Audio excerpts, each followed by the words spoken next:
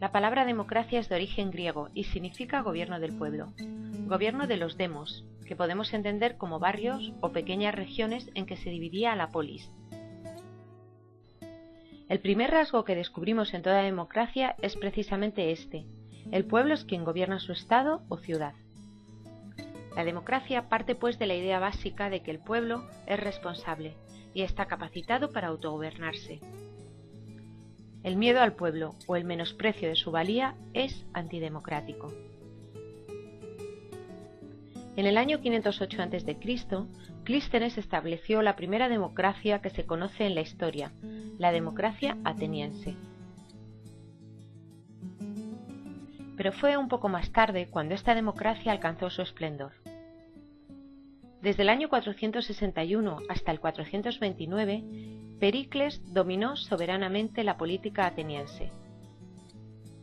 Este periodo de más de 30 años representa el punto culminante de la democracia y del esplendor artístico y cultural de Atenas. En este ámbito surgen Sócrates, los sofistas y posteriormente Platón y Aristóteles. En la democracia ateniense, el ciudadano tenía derecho e incluso el deber de asistir a la asamblea, hablar y ser oído por sus conciudadanos, pudiendo influir así en las leyes y decretos de su ciudad. La asamblea se reunía una vez por semana y tenía poder absoluto.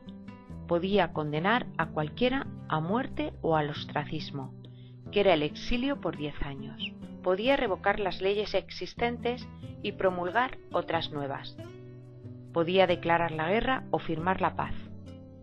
Podía establecer impuestos, concertar alianzas, decidir sobre obras públicas, el servicio militar o el culto a los dioses.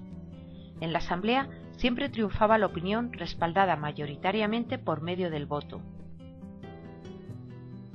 En las democracias modernas los ciudadanos eligen a sus representantes políticos a través de unas elecciones periódicas.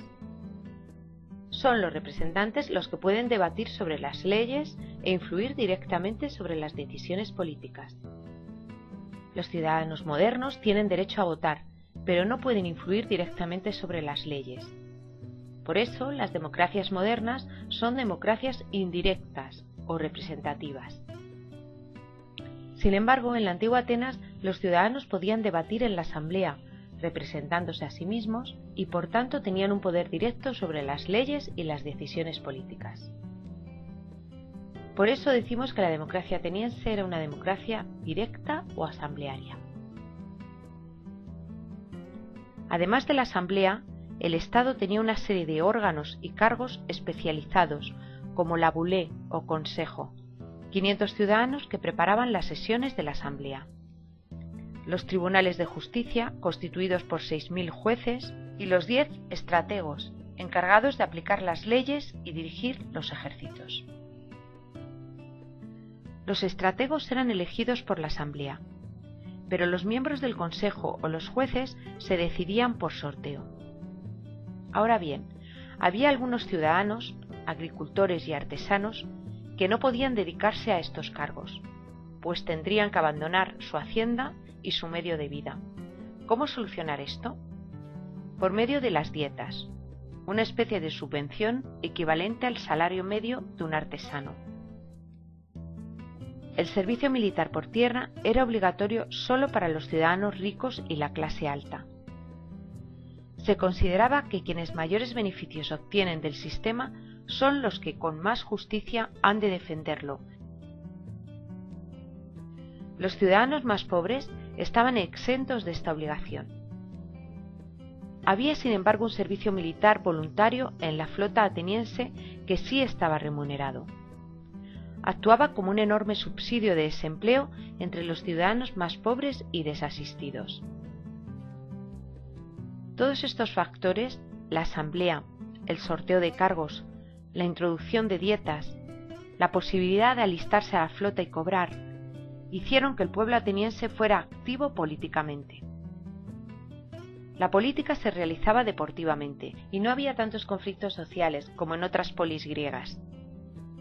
Los ciudadanos estaban conformes y orgullosos de su sistema y lo implantaban siempre que podían en las ciudades-estados en las que ejercían influencia. Sin embargo, había otros aspectos de la democracia ateniense que entran en conflicto con los ideales democráticos modernos.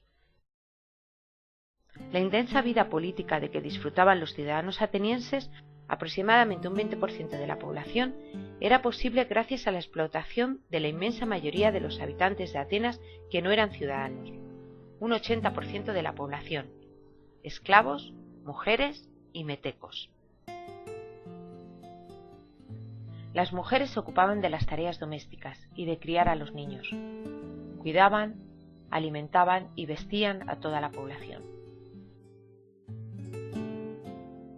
La mayoría de sus tareas las realizaban en un cuarto especial de la casa del gineceo.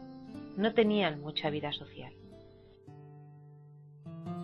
Mientras los niños recibían una cuidada educación desde los 7 años, las niñas permanecían en el gineceo materno hasta el día de su boda, que pasaban al gineceo de la casa del marido.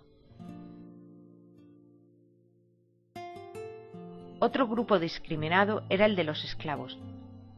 Eran esclavos los prisioneros de guerra, niños abandonados, hijos de esclavos y presos importados de otras regiones.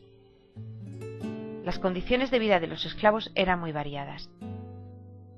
La mayoría se ocupaban con las mujeres de los servicios domésticos en la casa de ciudadanos ricos o de clase media. Otros trabajaban en la agricultura, en talleres, en minas o en molinos. El tercer grupo discriminado era el de los metecos, hombres libres, extranjeros, que no eran ciudadanos atenienses. En su conjunto estaban muy considerados por los ciudadanos y en gran medida fueron los protagonistas del surgir de la cultura ateniense. En su mayoría procedían de otros pueblos griegos atraídos por el esplendor económico y cultural de Atenas, y eran comerciantes, viajantes, intelectuales, artistas y profesores.